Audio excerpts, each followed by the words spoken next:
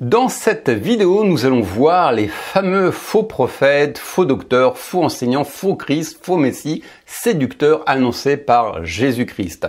Et à la fin de cette vidéo, eh bien, tu sauras exactement qui sont ces fameuses personnes parce que avec le recul historique, eh bien, nous savons exactement qui sont ces personnes. Donc, dans le contexte de la fin des temps, eh bien, Jésus nous a dit que surgiraient toutes sortes de faux Christ, de faux prophètes, de faux Messies. Lisons ce fameux passage.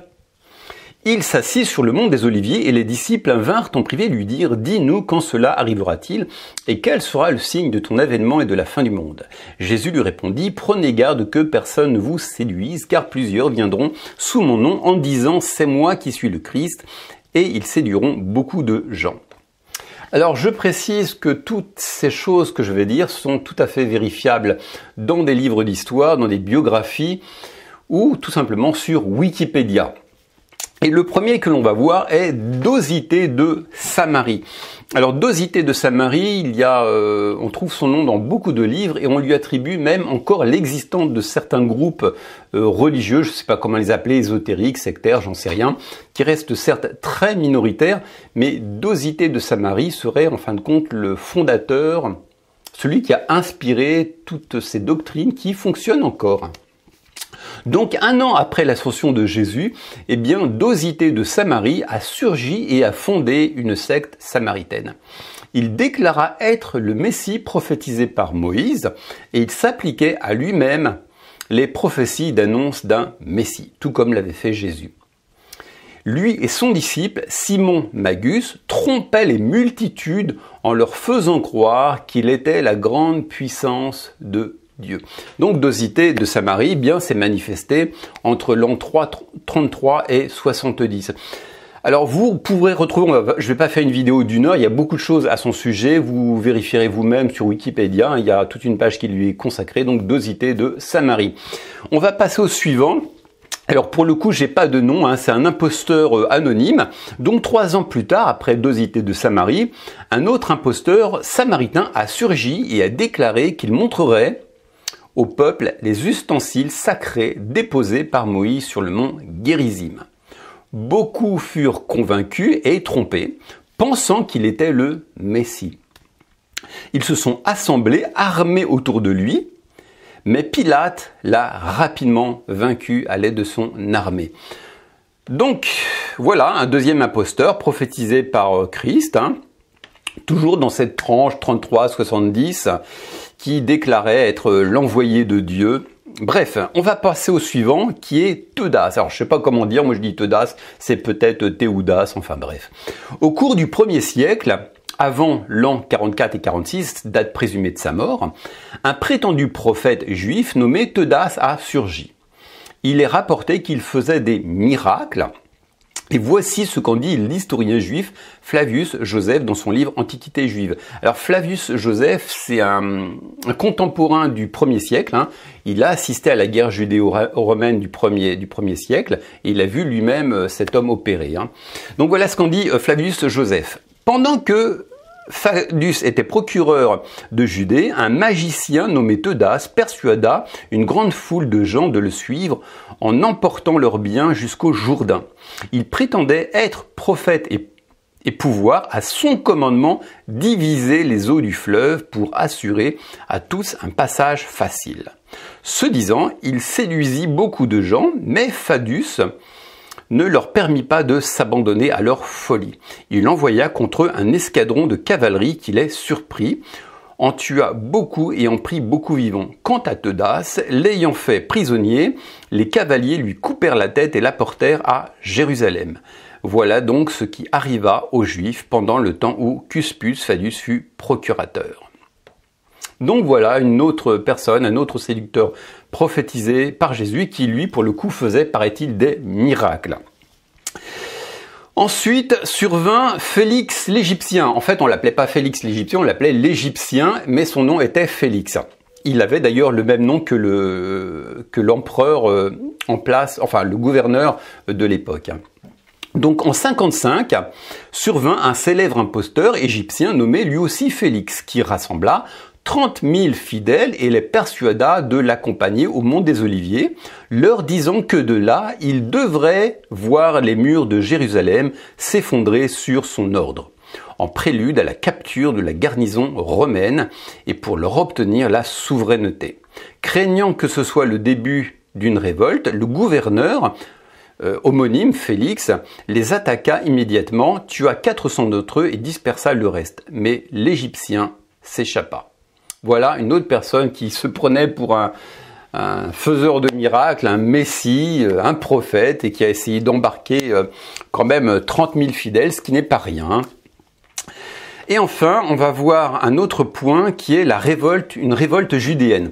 Dans les années 60, alors que Porcius Festus exerçait ses fonctions de gouverneur, un autre imposteur a surgi et séduisit le peuple en lui promettant la délivrance du jour romain s'il le suivait dans le désert.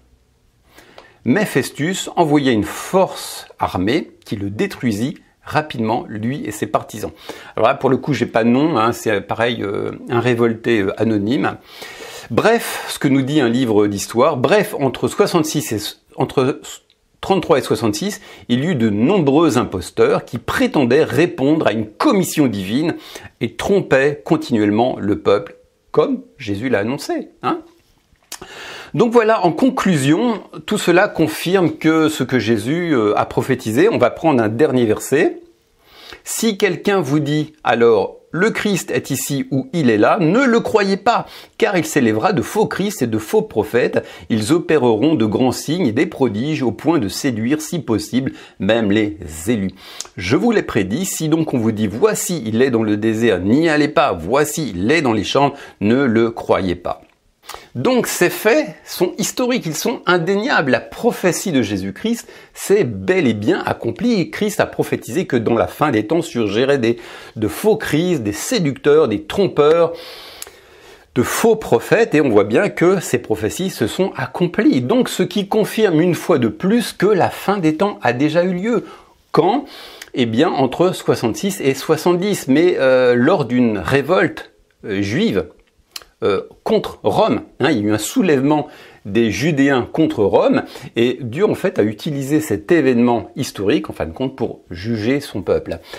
Et ce qui démontre une fois de plus, hein, si vous avez coutume de voir mes vidéos, vous saurez que la fin des temps n'est pas un événement qui va venir, c'est un événement qui a déjà eu lieu. Et la fin des temps, par ailleurs, ce n'est pas la fin du monde, c'est la fin de la dispensation de la loi, c'est la fin de la religion instituée par Moïse. Une autre expression utilisée par Jésus et les apôtres pour désigner la fin des temps, c'est le renouvellement de toute chose. Donc après la fin des temps, les gens continuent à se marier, malheureusement à divorcer, à tomber malade, à être guéris, à aller à faire des films, à faire de la musique, à faire du théâtre, à faire du sport, à faire toutes sortes de choses. La fin des temps, ce n'est pas la fin du monde, c'est la fin de l'ancienne religion juive pour rentrer dans une relation avec Dieu qui repose sur la grâce et qui est venue en Jésus-Christ. Donc la fin des temps a eu lieu pas seulement à la mort et à la résurrection de Christ, mais aussi par la destruction de Jérusalem et de son temple. La destruction du temple de Jérusalem est fort de sens, hein.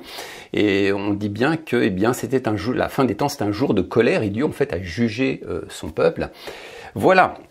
On nous dit bien d'ailleurs en Hébreux chapitre 1 verset 2, Dieu nous a parlé par son Fils en ces jours qui sont les derniers.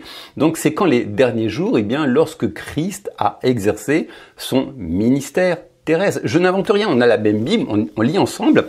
Hébreux chapitre 1 verset 2 nous dit Dieu nous a parlé par son Fils en ces jours qui sont les derniers. Donc la fin des temps, c'était lorsque Jésus-Christ a exercé son ministère sur terre et quelques années après. Voilà. Donc on voit bien que avec l'émergence de ces faux Christ, ces faux prophètes, ces faux messies, et bien que la fin des temps a déjà eu lieu quand au 1er siècle. Les gens, donc, il n'y a pas de faux prophètes qui vont venir, de faux Christ, de faux messies. Tout ça, c'est de l'histoire ancienne. Voilà, c'est tout ce que je voulais partager avec vous. Je vous donne rendez-vous pour une prochaine vidéo. Ciao! Une petite note avant de clore définitivement cette vidéo. Alors bien entendu, il y aura toujours quelques farfelus qui prétendront être le Christ ou des faux prophètes.